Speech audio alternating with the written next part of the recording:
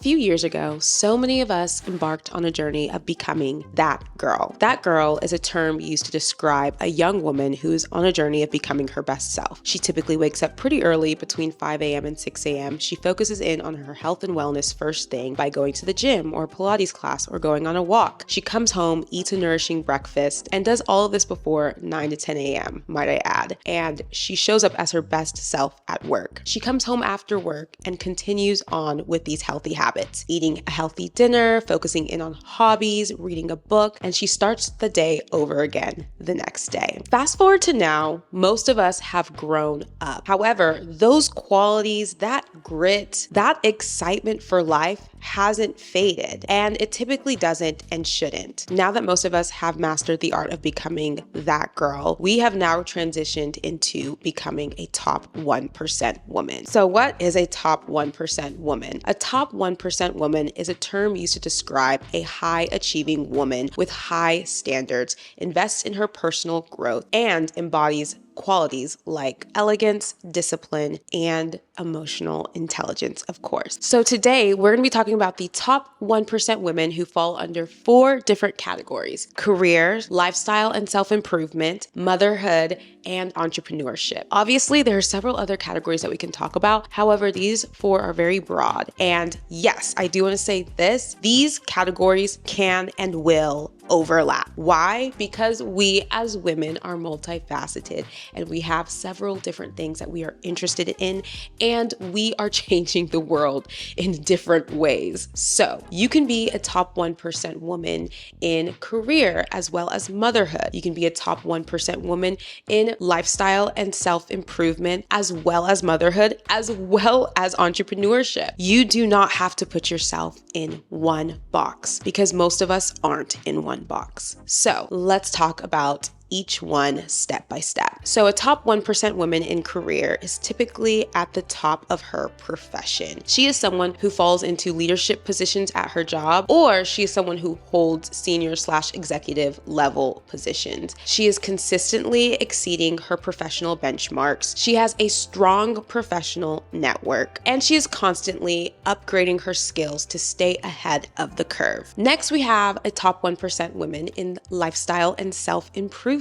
This woman treats her life as a masterpiece, and she's consistently evolving in different areas of life. She's focused on maintaining mental, physical, and emotional well-being through her routines and habits. She invests in her personal growth through courses, reading, hobbies, and most importantly, she has clear personal values and she aligns her daily life with them. A top 1% woman in motherhood is consistently nurturing her own identity while making her home a place of stability, comfort, love, and peace. The thing is, she's not only pouring into her cup, but she's also pouring into her children's cup as well. She creates a structured, enriching environment for her children's growth. She also finds ways to keep herself challenged and fulfilled beyond her parental duties. She is staying informed with parental methods, child development, and ways to keep her family healthy. And most importantly, she's modeling emotional intelligence. So lastly, a top 1% woman in entrepreneurship is a woman who doesn't just run a business, she builds something that is impactful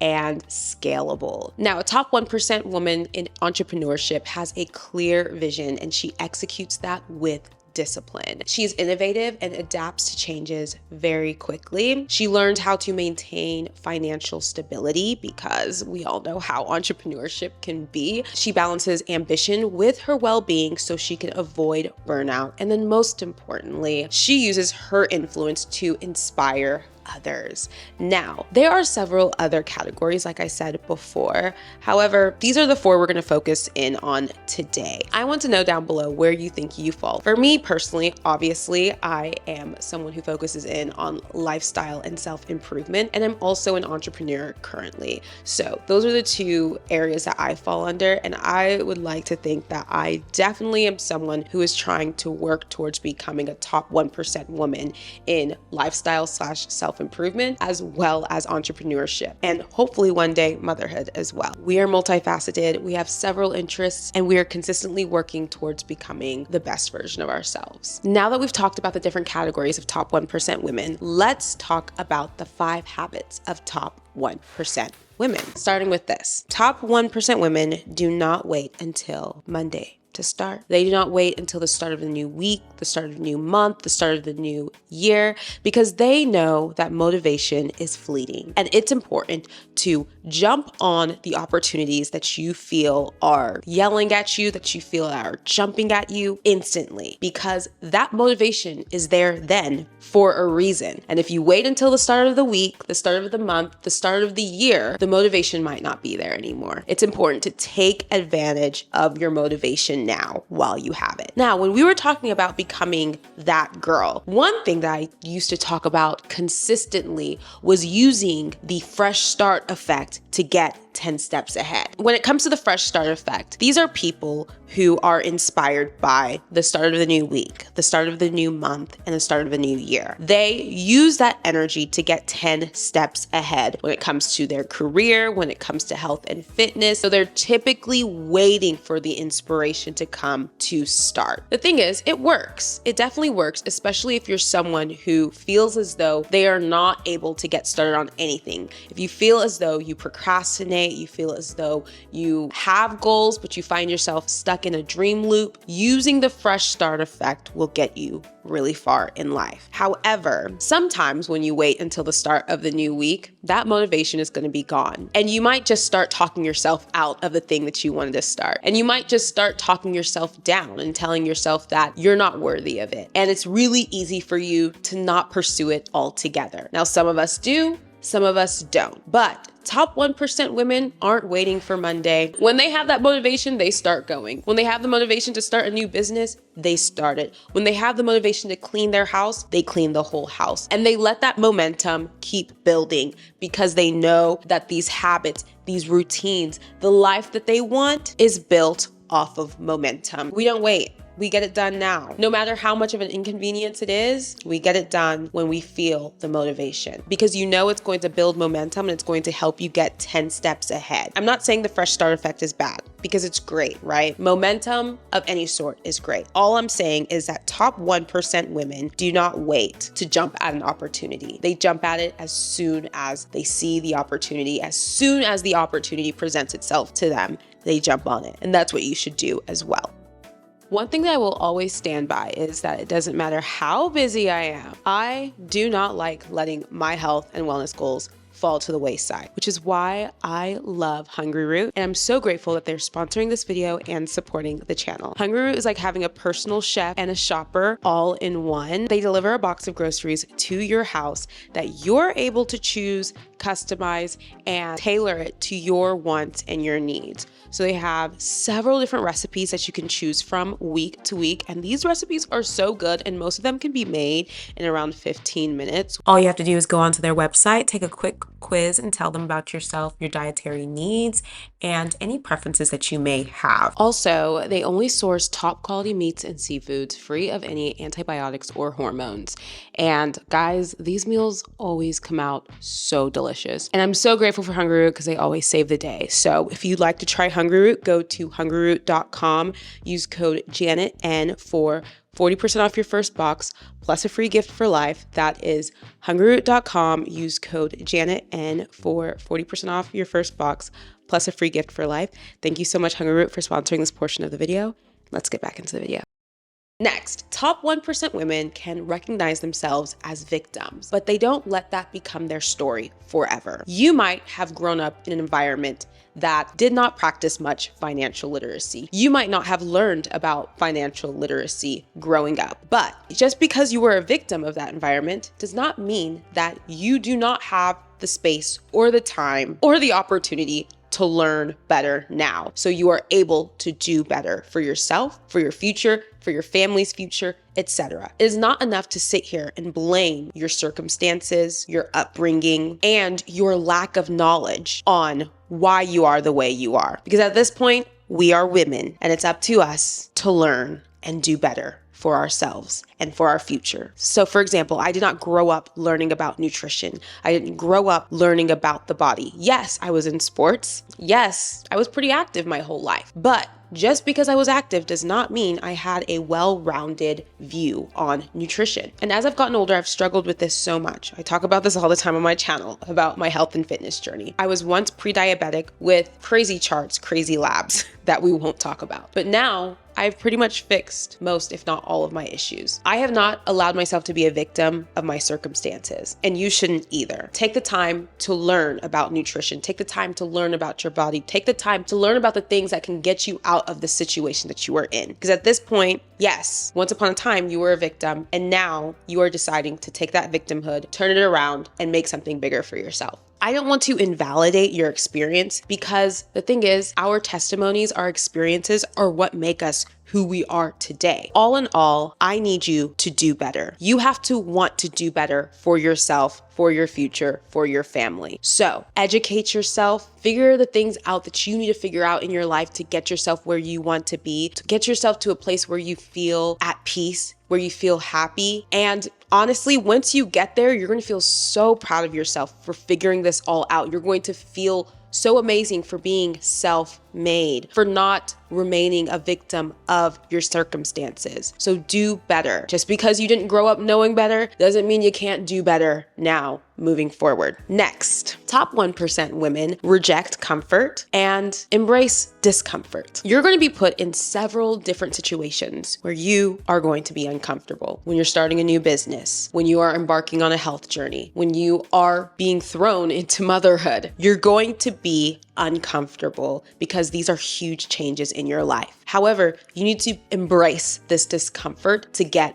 to the top. You need to be okay with discomfort to get yourself to the top. When you are embarking on a health journey, you're going to feel discomfort, whether you're trying to gain weight, gain muscle, or whether you're trying to lose weight or do any type of body recomposition. You're going to feel uncomfortable because you're either increasing your calories or decreasing it. And when you are hungry or when you are overstuffed as someone who doesn't really eat that much, that comes with a high level of discomfort. You have to be okay with that discomfort to get to the top. You have to put yourself in several situations where you're not going to feel good. But a top 1% woman is fueled by that discomfort. They feel the discomfort and just know that growth is coming from it. They just know that something bigger and better is coming from it. So they sit in it. They continue to make themselves uncomfortable as they're working their way up to the top. They're not afraid of confronting people in the workplace. They're not afraid of firing people and hiring new people. They're not afraid of making decisions